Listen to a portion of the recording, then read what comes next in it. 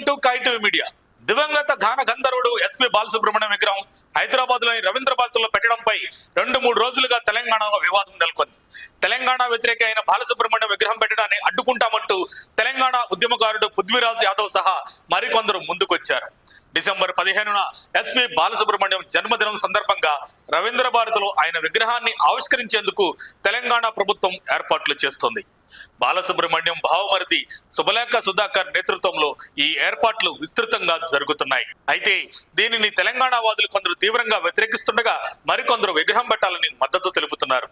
తెలంగాణ ప్రముఖ కళాకారులైన గద్దర్, అందశ్రీ వంటి వారి విగ్రహాలకు తొలి ప్రాధాన్యత ఇవ్వాలని, ప్రాంతీయ గుర్తింపును కాపాడుకోవాలని పృథ్వీరాజ్ యాదవ్ డిమాండ్ చేశారు.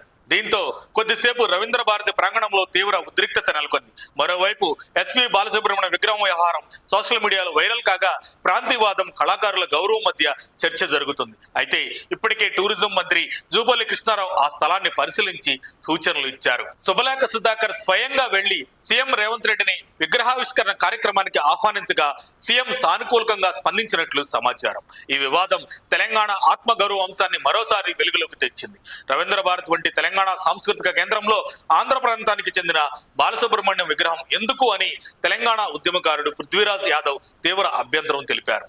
తెలంగాణ రాష్ట్రీయ గీతాన్ని పాడాలని ఎస్పి బాలుని అడిగినప్పుడు ఆయన తిరస్కరించాడని, ప్రాంతీయ భేదం ఉన్న బాలు విగ్రహం పెడితే పర్యవసానాలు తీవ్రంగా ఉంటాయని పృథ్వీరాజ్ యాదవ్ శుభలేఖ సుధాకర్ ని హెచ్చరించాడు. ఈ నేపథ్యంలో రవీంద్ర భారతిలో ఎస్పి బాలు విగ్రహంపై టీపీసీసీ అధ్యక్షుడు మహేష్ కుమార్ గౌడ్ కీలక కామెంట్స్ చేశారు. రవీంద్ర భారతిలో ఎస్పి బాలు విగ్రహాన్ని పెడితే తప్పేంటని ఆయన ప్రశ్నించారు. దివంగత సీఎం కొణిజేటి రోసయ్య 4వ వర్ధంతి సభలో మహేష్ కుమార్ గౌడ్ మాట్లాడుతూ ఎస్పి బాలు విగ్రహాన్ని ప్రశ్నించే వారికి జలకిచ్చారు. రోసయ్య, ఎస్పి బాలు ఒక ప్రాంతానికి మాత్రమే చెందిన వారు కాదన్నారు.